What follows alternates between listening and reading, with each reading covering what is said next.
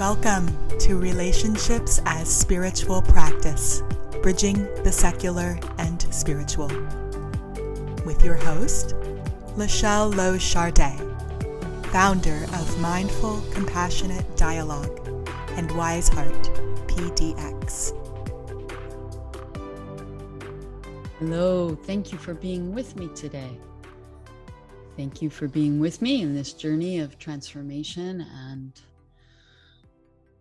this deep intention to create a world that serves life, both in your personal relationships and within your own heart and within our greater community.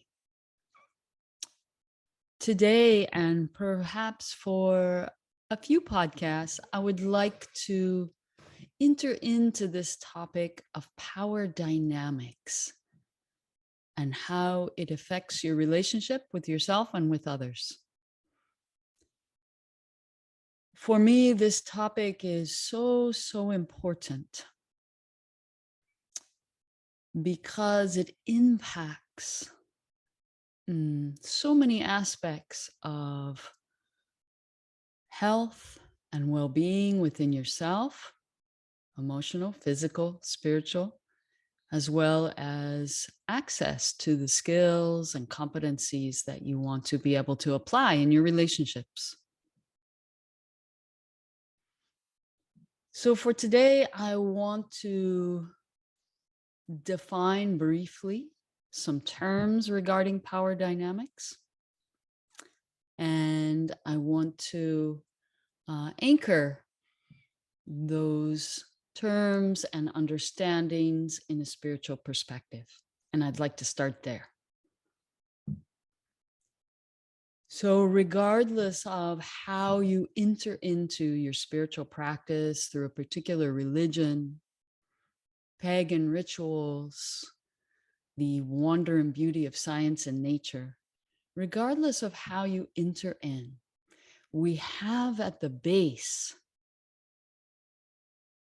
an empowering and life-serving understanding that we share, which is that all life is sacred.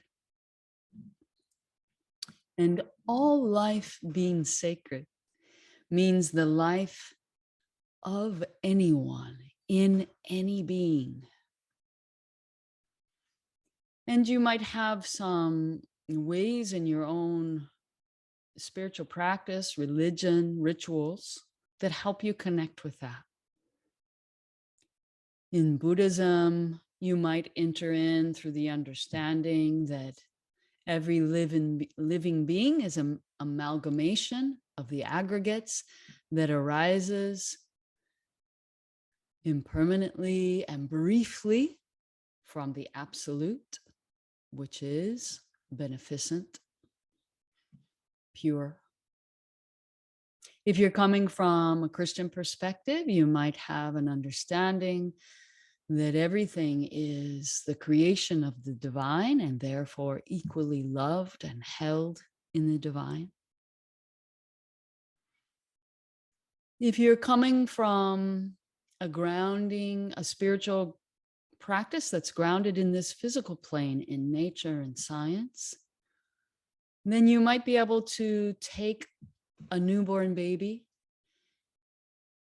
in your arms, metaphorically, physically, and having perhaps two newborn babies be able to feel the presence of innocence and how neither baby in front of you deserves more or less of the love and care this world has to offer.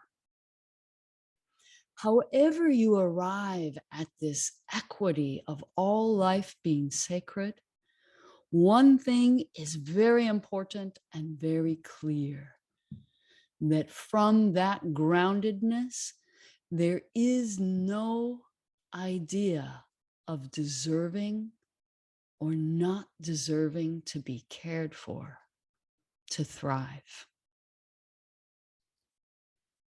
And that concept When we stray from that concept of deserving,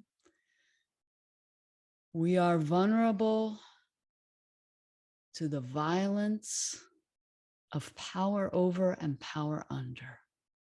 The violence that naturally follows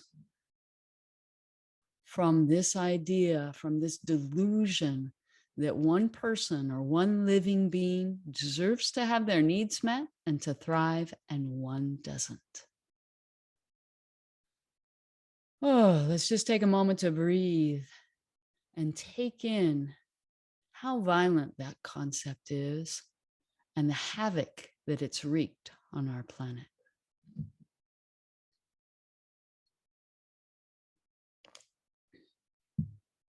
From that concept of deserve, we have genocides, we have wars, we have domestic violence. Endless. The list is long, unfortunately. We have shootings, right? We have teenagers entering into grade schools, opening fire, because somehow that person who opens fire on life, destroying life, is lacking at such a deep capacity in being cared for. And that lack of care for that person is rooted in an entire system operating on our planet that some deserve and some don't deserve, and fueled by economic systems that rely on having instead of giving, that rely on accumulation rather than the flow of giving and generosity and sharing,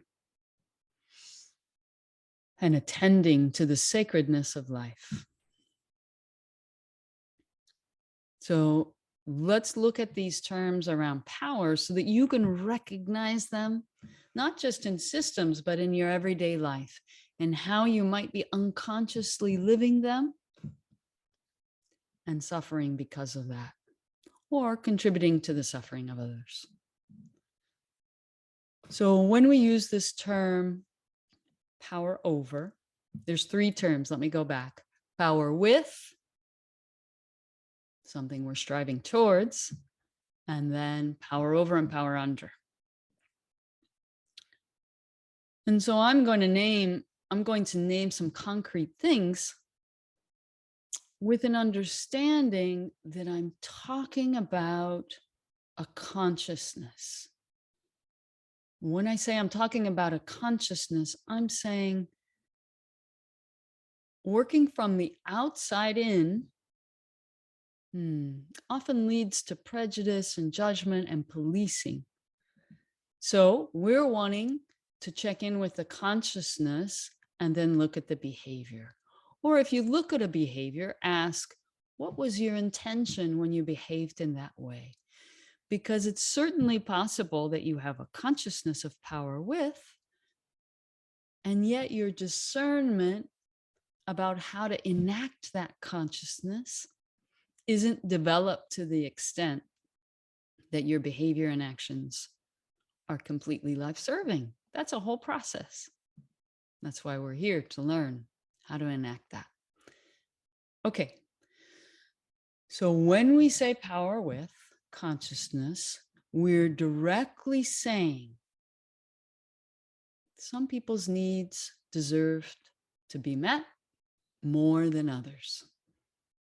That's the base of a power over attitude. And so that baseline limiting belief gives rise to all sorts of behaviors, ideas, actions, decisions. And here's an example of a few I have written down here in front of me. If you or someone you know is caught in power over, then they will attend to needs of a group of people based on hierarchy, based on who's wielding the most power or seen as the most valuable player in that context. You or another person in power over will unilaterally make decisions without considering the impact on others. Behind that is some idea of deserve. A symptom of power over is that you become angry when others don't behave in a way that you expect. Power over usually involves demand. Perhaps you're making those links with me. That if you imagine you deserve something, what naturally follows is people should do something in a certain way. And that, of course, leads to demand energy. And when you have a demand, it should be this way. You have to do it this way. And that demand is not fulfilled. Anger, violence is a natural result. Frustration, irritation at the low levels. So blame, shame, praise, and criticism are all parts of the power over system, symptoms that power over might be present. Power over, of course, includes asking for personal favors, not related to the context in which you work, right? So in a spiritual community, in a workplace, whatever it might be, when someone who has greater earned authority, which we'll also define that term, asks for a personal favor of someone with less perceived authority in that hierarchy, not related to work tasks or not related to the functioning of that system, could be seen as an example of power over. And we, of course, have lots of tragic examples of that. What else? Someone in power over might do an attribution of another person's pain or suffering as self-caused. So there's a tendency for someone in power over to do blame rather than look for systemic responsibility. Certainly blaming someone else for their own suffering, but also if someone is in the power over consciousness and you're suffering, they might easily say, well, you did it to yourself, right? That's an example of taking a power over position. More subtle power over everyday behaviors could include criticism, simply saying, you're being cold right now. Why are you being so cold? Right? So that's coming from that idea of your behavior isn't pleasing to me. And I'm not going to take responsibility for my own needs when I call you cold and make a request for some sort of action that would bring me warmth if that was my need. But instead, I'm just going to say, change so that I'm more comfortable without me having to do any work or reflection on what I want. Also, labels like you're being cold or you're being selfish, they imply or they can easily stimulate something's wrong with you. And when we give someone the message that something's wrong with them, we are right there in that. Deserve, not deserve, right, wrong, inappropriate, appropriate. All of these dualistic labels could easily be coming from a power over, power under consciousness. And they fail to look at what needs to be taken care of or changed so that we are behaving in a way that serves life and considers the needs of all involved. How are you doing? Are you with me so far? Is this making sense? Are you recognizing this?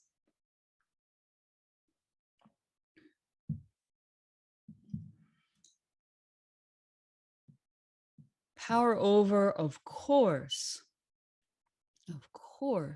includes punishment and reward. Punishment and reward is a concept based on deserve. If you behave in a certain way, you deserve to have your needs met. If you behave in another way, you don't deserve. So we could easily draw kind of a map linking deserve, not deserve to all these other branches, right?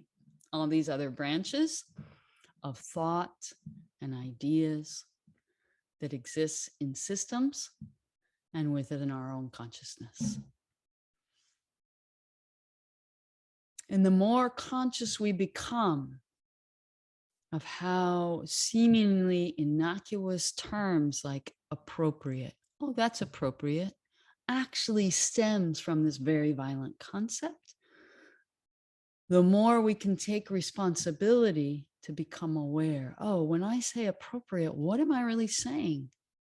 I'm saying something works for me, or I imagine it works for the community.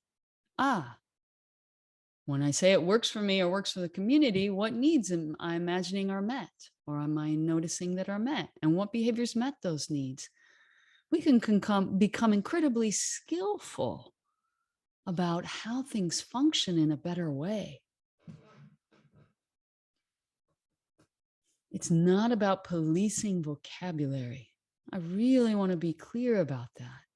It's about, are we willing to move into a greater sense of awareness about what works and become subtle and skillful there? Our world needs it. It's so clear how much our world needs this level of skillfulness. So power under is, of course, the opposite. When you are in power under, you imagine you don't deserve to have certain needs met, or somebody above you in a hierarchy, whether you've created that hierarchy in your own mind or whether a series of titles have created that hierarchy, deserves to have their needs met more. So if you're in a power under consciousness, here's a few of the symptoms you could look for. You seek approval, right? You seek outside opinions about whether what you're doing is okay or not okay, rather than checking in with your own heart, your own values. You don't speak up or set a boundary when something's happening that's a violation of your boundaries. It's a little bit of a circular definition. We'll get more into that later. You willingly ask for or receive advice from someone who is giving advice outside of their area of expertise. For example, maybe your spiritual teacher is giving you advice about how to navigate your marriage. They're not a marriage therapist, but you're asking them about something that's outside their area of expertise. And maybe in that moment of giving it, they shift into power over because they lose track of, wait a second, I want to please this person in front of me, so I'm going to go for it, even though I don't have expertise there. If you're in power under, you might go fuzzy at times. When you're giving your power away, you become confused or lose track of what you're doing. You become disconnected from yourself. That's an obvious one. You might imagine you have no choice. I believe we have this list on my website also, so you can check it out in the free resources section. The important distinction I want to make here, really, really, really important, and I think it's pretty hard to keep track of because students have come back to me again and again. Confusing them giving their power away with someone else being in power over. So see if you can take that in. When you give your power away to someone else, that doesn't necessarily mean that person is in power over. You have put them in power over within your own mind. They might continue to exist or occupy or be grounded in power with, even though you have given them power over parts of your life and the desires and choices of your heart, and you're waiting for their answer. If they are in power with, and you ask them to decide something for you, they won't do that. They won't say, here's what I think you should do right away. They will first get curious about your experience, try to understand your world. And then once they've maybe offered you empathy and asked some questions, someone in power with will reflect back what they see about your situation. And then they would say something like, well, from my perspective, I can see if you make this decision, these things might happen, or these needs might be met or unmet. If you make this other decision, I can see that these things might happen, or these needs might be met or unmet. Can you feel the difference there?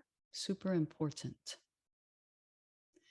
Whereas you've given your power away to someone and they are occupying power over, just as you've projected onto them, they will quite easily say, well, I think you should do this and you should definitely do that.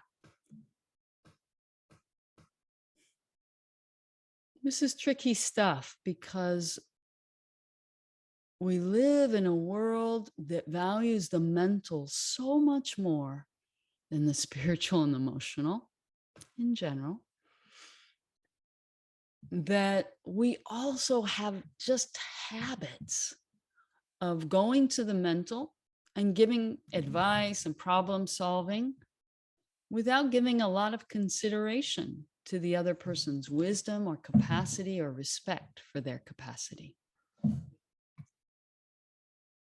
And so I don't want to just create another set of labels with power under and power over. I really want you to hear that it's about cultivating this consciousness, and it's a work in progress. Just because someone easily gives you advice doesn't mean they're a big ogre in power over. It probably means they want to help and they don't know how to do it from power with. They just don't have the skills. So that's really, really, really important to remember. It's also important to remember that when someone really is in this limiting belief of some people deserve to have their needs met more than others, and I'm one of those that deserves, they are in a power over consciousness, and they too are trapped in ignorance of, they don't know another way to get their needs met. And so that's what we're doing here, trying to get these skills and this awareness out there. And you found my podcast and my YouTube channel and my resources because you understand you're already there. You understand something needs to change, and I need to be one of these points of light on planet Earth that is making a change. And so this change depends on each of us being able to model that change internally and then behave that change and spreading this understanding every opportunity you get. Okay. So power under, power over, and power with. That might be enough to do for today. We'll see how it goes. So in power with, we're in a consciousness in which We're attempting to maintain awareness and responsibility for our needs and values while being able to consider the needs and values of others. To consider, hear, honor. And in Power With, you have a willingness to use your internal and external resources to honor all needs present. And when you receive guidance and directives from someone in authority, you are able to discern your response with integrity, in integrity with your needs and values and all the details relevant to that context. And if something seems off to you, you are able to ask questions of the person in authority. You have clarity about the boundaries of this person's authority. You remember that the needs of all living beings are equally important, regardless of roles and responsibilities. That's a lot. That is a lot to understand and to integrate and to know. That is a lot to be aware of when we live in systems that were not designed with that in mind. And especially if you are a person of color and there are centuries, decades of bias built into systems to not consider your needs equally with the needs of others, with the needs of those with a paler shade of skin. Horrifying. Horrifying. It's a horrifying reality of what's happening in our world, that we have systems that are not designed around power with and not designed around equally considering the needs of every person involved, regardless of their religion, the color of their skin, their height, their sex, their role, their responsibility. And right now, in this moment, that you are even willing to examine the difference between power with, power under, power over, you're making a difference. You are changing the system by not colluding with it in your own consciousness. That matters. What you're doing right now, trying to absorb this awareness, that matters. That's a change. That's already a change. So I want us to say hopeful and encouraged, because resignation and suffering about the suffering doesn't create the positive change we want to see in the world. Okay, let's look at some concrete examples for power with. When we're occupying power with, we prioritize, in the midst of a conflict or a difficulty, we prioritize staying grounded and self-connected, because we understand that that is where our skills and our wisdom and our compassion flow from, being connected to our heart and staying grounded.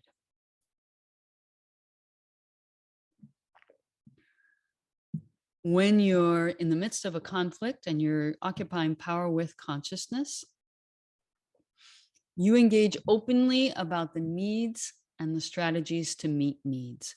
You're willing to jump in and name what everyone wants in a super clear way, right? Hopefully really understanding and having memorized the universal needs list. It's so important that you memorize that list. It helps you live the consciousness. Without clearly having a vocabulary of universal needs, the tendency to move into strategies and argue over strategies is too great. It's highly conditioned. When you're in a conflict and you're occupying power with, you're shuttling your attention between your own needs and the needs of the other people involved. That's a constant shuttling so that you're staying grounded in each person's needs and your own needs and values. Often they're the same needs and values, right? When we really have separated strategies and needs, we see they're the same. The same set. What else do we have here? Yeah.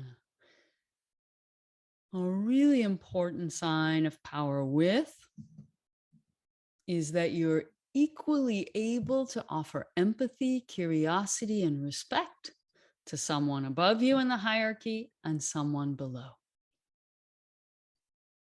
Above and below. I'm talking about systems, right? Roles, responsibilities, not about better or worse than.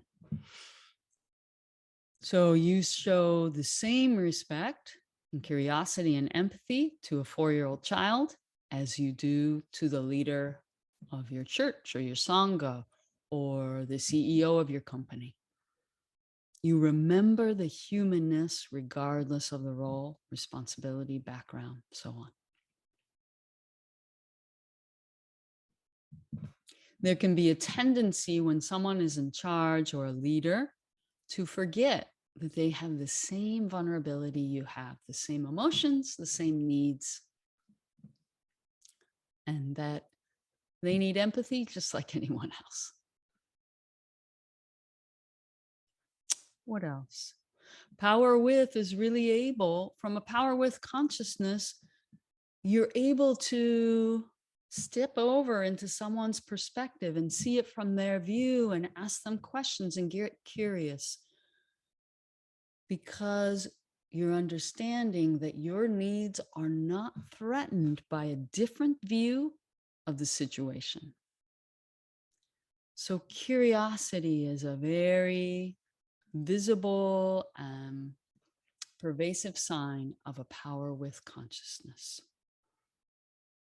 There's much more than a tolerance for differences. There's a curiosity and embracing of differences.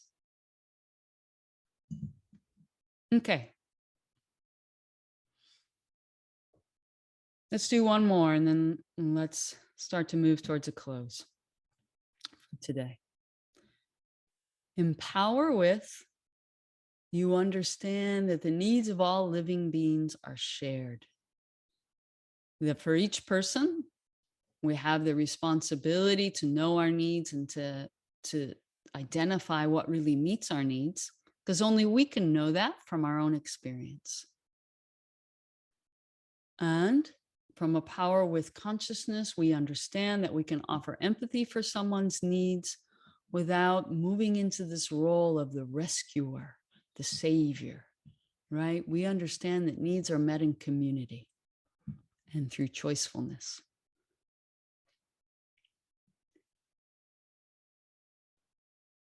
Next time we talk, I want to include some related concepts that are important to understand: earned authority and protective use of force.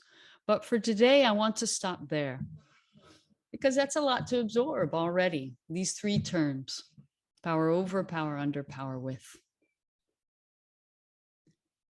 And for this week, what I want to encourage you to do in your practice of relationships as your spiritual practice, right, is to notice how you're living this very core, expansive belief of everyone's needs are equally valid.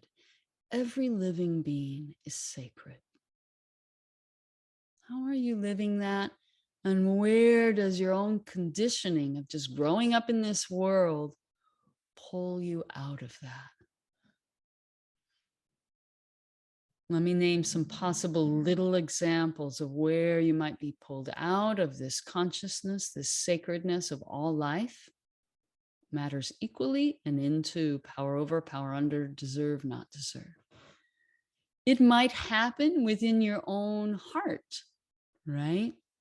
Simple examples of Oh, I didn't consider so-and-so's needs last time and I made a mistake. Therefore, I don't deserve their love and care. I wasn't the parent I think I should be today. Therefore, I don't deserve rest or fun or joy. Fill in the blank. I had an argument with someone today and I didn't use all my skills. Therefore, I don't deserve to be a counselor, a therapist, a teacher, a trainer, whatever it might be, a leader. Or the opposite. I worked hard today. I deserve a strawberry shake. I deserve to binge out on Netflix, whatever the thing is, right? You can see how that deserve concept often plays out in these extremes, right? In these poles.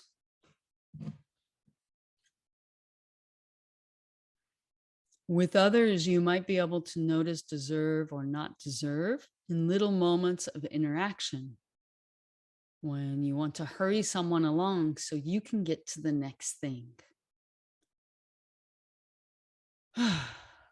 Your anxiety about how to finish up what you're doing is interfering with my need for efficiency. Could you get going? Right? And you express that impatience or irritation. And that's not about you go into power under and you just tolerate, oh, that person has to take all this time and I can be patient, right? That's where we tend to go. Instead, we consider, oh, what's true? They need something over there. I'm not quite sure how they're trying to meet their need, but I'm getting irritated. So that means I can take care of my need. How do I want to do that? If you're not ready in the next 5 minutes, I'm going to go ahead and leave because I'm really wanting to take care of my need for respect and care for the group we're arriving with by arriving on time. So you just show how you're going to take care of your need and let the other person know, and they can discern rather than pressuring them to do it differently. Bolting ahead of someone in traffic, right? You're willing to risk the needs of others to follow that impulse. I have to get home sooner. My need for rest is more important than the safety of the other people in traffic. Little examples in which impatience or irritation arise are helpful to examine. And then, of course, you don't deserve with others. Little examples of when you decide not to make a request. When someone's doing something that doesn't meet needs for you and you decide to stay silent. When you resign out of hopelessness that your needs could be met with someone. And these might be interpersonal examples. And so this week, as you practice with this noticing of when am I holding all needs as equally valid, including my own, and when am I slipping into this person deserves to have their needs met more than this person, or I more than them, or I less than them, I want to invite a lot of compassion. And remember that we live in systems designed with power over, power under, and we are trying to dismantle those systems, perhaps beginning with yourself with this practice. And holding all life as equally sacred, regardless of the appearance, the background, the behaviors. Thank you so much for being with me today and for being in this flow of practice together. Radiating love from my heart to yours.